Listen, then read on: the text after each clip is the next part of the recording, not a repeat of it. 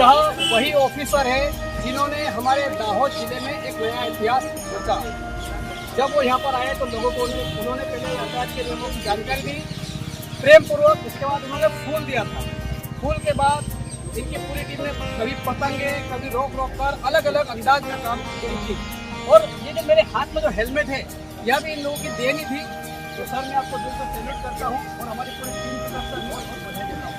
ખૂબ આભાર આપનો અને તમામ જનતાનો પણ ખૂબ ખૂબ આભાર કે જનતાએ પણ નિયમોનું પાલન કર્યું છે અને એનું પરિણામ અમારા તમામ માટે સાહેબ દાહોદની જનતાને પણ એનું પરિણામ જોવા મળ્યું.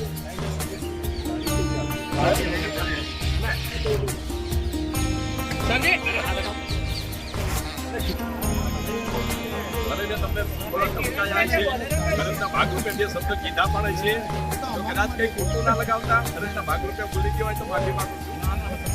સાહેબની કામગીરી હતી અને છે એટલે આને